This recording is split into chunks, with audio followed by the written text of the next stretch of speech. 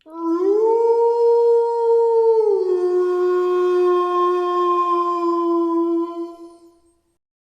Friends, ఇంకొక కొత్త horror స్టోరీతో మీ ముందుకు వచ్చేసాను. ఈ స్టోరీ చాలా ఇంట్రెస్టింగ్గా ఉంటుంది. సో వీడియో మొత్తం చూసి మీకు నచ్చితే వీడియోని లైక్ చేసి మా ఛానల్ని సబ్స్క్రైబ్ చేసుకొని పక్కనున్న బెల్ సింబల్ యాక్టివేట్ చేసుకోండి. ఇక లేట్ చేయకుండా స్టోరీలోకి వెళ్ళిపోదాం. రాత్రి 8:30 సమయం. చుట్టూ ఉన్న చీకటిని చీల్చుకుంటూ ఓ ఆటో ముందుకు దూసుకుంటూ వస్తోంది. ఆ ఆటో నగరానికి దూరంగా ఉన్న బాయ్స్ హాస్టల్ ముందు ఆగింది. శేఖర్ ఆటో దిగి ఆటోవాడికి డబ్బులు ఇచ్చి హాస్టల్లోకి హుషారుగా నడుచుకుంటూ వస్తున్నాడు. పెద్దగా లైట్స్ ఏమీ వేసిలేవు. చుట్టూ చాలా వరకు చీకటిగానే ఉంది. వరండాలో హాస్టల్ వార్డెన్ కూర్చొని ఉన్నాడు. దగ్గరికెళ్ళి పలకరించి రిజిస్టర్ బుక్లో సైన్ చేశాడు శేఖర్. ఏంటి, సెలవులు అయిపోయిన వెంటనే వచ్చేసావేంటి అని నవ్వుతూ హాస్టల్ వార్డెన్ అడిగాడు. రేపు నా బర్త్డే బాబాయ్, సో ఫ్రెండ్స్తో పార్టీ ఉంది, అందుకే వచ్చేసాను అని శేఖర్ హ్యాపీగా అన్నాడు. మరి నాకివ్వవా పార్టీ శేఖర్ అని వార్డెన్ అడిగాడు. భలే వాడివే బాబాయ్, నువ్వు లేకుండానా అని నవ్వుతూ సెకండ్ ఫ్లోర్లో ఉన్న తన రూమ్కి వెళ్ళాడు. రూమ్కి వచ్చిన శేఖర్కి తన ఫ్రెండ్స్ ఎవరూ కనిపించలేదు. అసలు ఆ ఫ్లోర్లోనే ఎవరూ లేరు. కిందకి వార్డెన్ దగ్గరికి వచ్చి రూమ్లో ఎవరూ లేరేంటి బాబాయ్ అని అడిగాడు. చెప్పానుగా శేఖర్, సెలవులయ్యాక హాస్టల్కి ముందొచ్చింది నువ్వు మాత్రమే అన్నాడు. శేఖర్ ఆశ్చర్యంగా, అదేంటి బాబాయ్, మా ఫ్రెండ్స్ అందరూ ఈరోజే వస్తామన్నారు. నా బర్త్డే అని ముందుగానే ప్లాన్ వేసుకుని మరి అందరం రావాలని అనుకున్నాం అని ఆ వార్డెన్కి చెప్పగా, ఏమో శేఖర్, నాకేం తెలుసు, మీ గ్రూప్ నుంచి ముందు వచ్చింది నువ్వే అన్నాడు ఆ వార్డెన్. శేఖర్ ఒకసారి రిజిస్ట్రేషన్ బుక్ మొత్తం చెక్ చేశాడు. అందులో పీజీ గ్రూప్ చూశాడు. అందులో ఇందాక సైన్ చేసిన తన పేరు మాత్రమే ఉంటుంది. ఎంబీఏ గ్రూప్లో ఓ 10 మంది పేర్లు మాత్రమే ఉన్నాయి. దాంతో శేఖర్కి అర్థమైంది తన స్నేహితులు హ్యాండ్ ఇచ్చారని.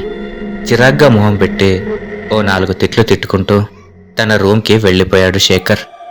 రూమ్కి వచ్చి ఫ్రెండ్స్కి కాల్ చేశాడు. అందరూ సారీరా, రాలేకపోయాం, పొద్దునే వచ్చేస్తాం అని అన్నారు. మొత్తానికి ఈ వెధవల్ని నమ్ముకుని ఫూల్ అయ్యాను అనుకుని టవల్ తీసుకొని బాత్రూంకి వెళ్ళి ఫ్రెష్ అయ్యి కిందికొచ్చాడు. వార్డెన్ దగ్గరికి వచ్చి, ఆకలేస్తుంది బాబాయ్, మెస్కి వెళ్దామన్నాడు. సరే అని ఇద్దరూ మెస్కి వెళ్ళి భోజనం కానిచ్చేశారు.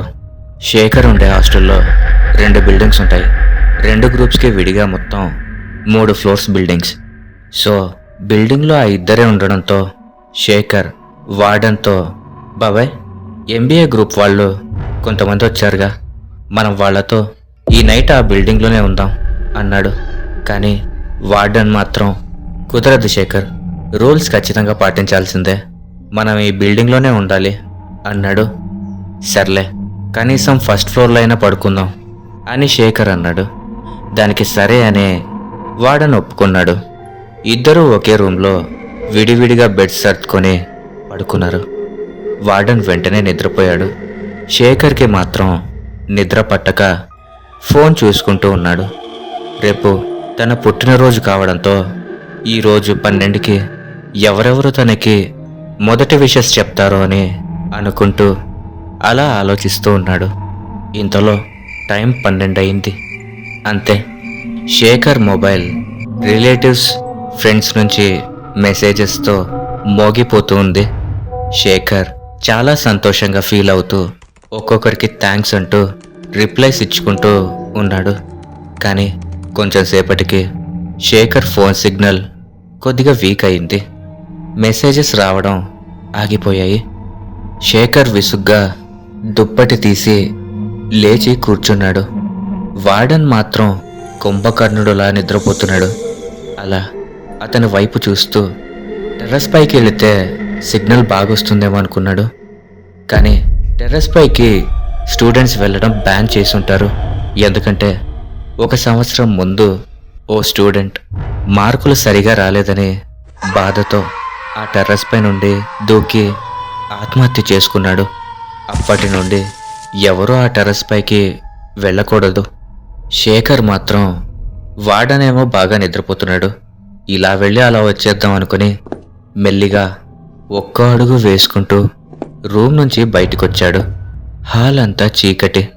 మొబైల్లో టార్చ్ ఆన్ చేసి సెకండ్ ఫ్లోర్ దాటుకొని థర్డ్ ఫ్లోర్కి వచ్చాడు. అక్కడే ఉన్న స్టెప్స్ ఎక్కి గేట్ వైపు చూశాడు. లక్కీగా ఆ గేట్ లాక్ వేయలేదులే అనుకుంటూ టెర్రస్ పైకి వెళ్ళి గోడ అంచున కాళ్ళు కిందికి వేసుకుని కూర్చున్నాడు. మొబైల్ సిగ్నల్స్ వచ్చి మళ్ళీ మెసేజెస్ వస్తూ ఉన్నాయి. అవి చూసి హ్యాపీగా రిప్లై ఇస్తూ ఉన్నాడు. టెర్రస్ చుట్టూ చిమ్మ చీకటి, చల్లటి గాలి వీస్తోంది. శేఖర్కి చాలా సంతోషంగా అనిపించింది. అయితే వీళ్ళ హాస్టల్ అనుకుని ఒక శ్మశానం ఉంటుంది. అక్కడ ప్రతిరోజు శవాలు కాలుతూనే ఉంటాయి. ఆ రోజు కూడా ఒక శవం కాలుతూ ఉంది. ఉన్నట్టుండి ఆ శ్మశానం నుంచి ఓ శబ్దం వచ్చింది. ఆ శబ్దానికి శేఖర్ తల ఎత్తి శ్మశానం వైపు చూశాడు. అక్కడ ఓ శవం కాలుతూ కనిపించింది. శేఖర్ చిరాగ్గా, ఈ కాలేజీ వాళ్ళు అసలు అర్థం కారు, చాలా వరకు కాలేజీస్ సిటీకి దూరంగానే ఎందుకు కడతారు అని తిట్టుకుంటూ మళ్ళీ ఫోన్ చెక్ చేసుకుంటున్నాడు. ఈసారి శబ్దం బాగా ఎక్కువగా వచ్చింది. మళ్ళీ శేఖర్ అటువైపు చూశాడు. దూరంగా కాలుతున్న శవం పక్కన ఎవరో నిల్చున్నట్టుగా కనిపించింది శేఖర్కి. చీకటి వల్ల క్లియర్గా ఎవరో కనిపించలేదు, కానీ ఎవరో ఉన్నట్టు చూశాడు. ఒక్కసారిగా కళ్ళు మూసుకున్నాడు. గుండె వేగం పెరిగింది. చచా, అంతా నా భ్రమ, ఏం కాదులే అని మెల్లిగా కళ్ళు తెరుస్తూ అటువైపు చూశాడు. ఈసారి ఆ ఆకారం వెనుకే మరో 10 ఆకారాలు కనిపించాయి. శేఖర్ గుండె జారినంత పని అయింది.